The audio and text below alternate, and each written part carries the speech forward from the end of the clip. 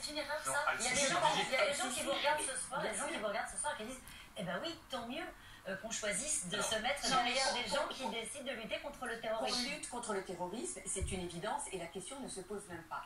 Tout dépend ce que l'on entend par le terme de terrorisme et contre qui on lutte. Quand aujourd'hui on lutte contre les frères musulmans, comme le fait le maréchal ou président Sissi maintenant en Égypte, comme le font les Émirats qui ne supportent pas les frères musulmans, et qu'on décide de mettre tout le monde dans le même paquet... Il faut tuer les frères musulmans, comme on a tué le président égyptien. Voilà, qui vous a établi juge de la terre.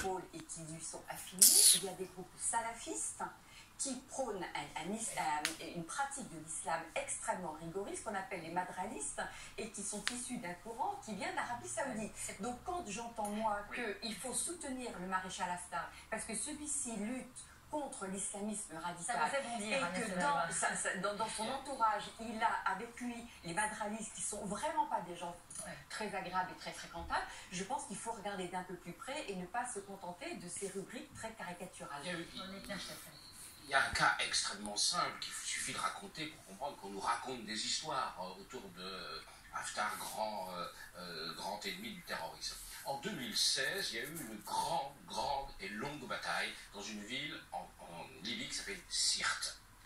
Daesh, l'État islamique, tenait cette ville. Les gens qui sont allés au combat, qui ont conquis cette ville, reconquis cette ville contre Daesh, il y a eu des milliers de gens engagés, des centaines de morts, ça a duré des mois, ce sont les ennemis d'Haftar. Voilà. Les ennemis d'Haftar, voilà. ceux contre lesquels il se bat militairement, ce sont eux qui ont reconquis. Étrangement, les Français n'étaient pas dans ce combat. Voilà. Il y avait les Américains, il y avait les Anglais, il y avait les Italiens, il y avait sans doute les Turcs, mais les Français se sont tenus à l'écart de ces combats. C'était un combat contre l'État islamique, contre Daesh. Ce sont les milices qu'on dit de Misrata, qui sont proches de la Turquie, qui sont proches du Qatar, qui sont proches des frères musulmans. Ce sont eux qui sont allés au combat contre Daesh. Mais ça, cette lutte contre le terrorisme-là, elle nous intéresse beaucoup moins dans la communication. La conscience française, c'est que la France, qui plaide le multilatéralisme, le respect des Nations Unies, ne peut pas dire en même temps je soutiens un général factieux, parce que quand vous luttez contre les autorités légales, légitimes et reconnues au niveau international par tout le monde, vous êtes un factieux. Et donc il est très difficile de dire à la fois vive le droit international et on soutient un général factieux. Voilà. Et même pour les États-Unis. De Trump, c'est aussi difficile de dire cela, de dire quand même qu'on soutient, et donc il y a, on dit quelque chose. Et Pascal Boniface. Juste, avec quelles armes se battent-ils? Il n'y avait pas un embargo sur les ventes d'armes, mais ça vous fait marrer. Il est violé de part et d'autre. Disons que le gouvernement légal a, malgré l'embargo concerne... Mais c'est les grandes puissances qui violent tout. Malgré ça, la Turquie fournit des armes. Quant à Haftar, il a les États-Unis et la France. Des Émirats, de l'Égypte et peut-être des États-Unis également. Mais voilà. Ce que je crois important de souligner à ce stade, c'est que, bon, certes, on l'a compris, la France a deux fers au feu, simplement il y en a un qui est significativement plus incandescent que l'autre. Bon, ça c'est compris.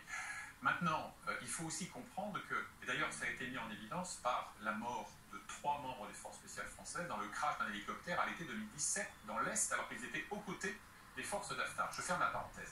Tout cela aussi dénote chez Emmanuel Macron, sous l'influence de Jean-Yves Le Drian, qui n'a vraiment cessé d'être ministre de la Défense, je ferme la parenthèse, d'une forme d'irénisme, voire de candeur. Moi je me souviens de 2 épisodes qui sont visuellement très significatifs.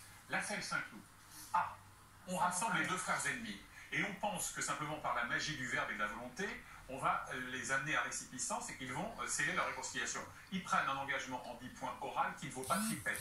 En mai suivant, à l'Élysée, rebelote. Alors on élargit un peu le champ, on oublie les milices de Misrata et les militaires qui viennent de là, qui sont, comme on l'a dit à l'instant, absolument cruciales. Donc je veux dire, il y a une forme de grande naïveté de la part de la France. Et nous allons revenir précisément sur les relations entre la France et la Libye. Mais sur la question des ventes d'armes, vous avez l'air de considérer que bon, il y a un embargo, c'est pas grave.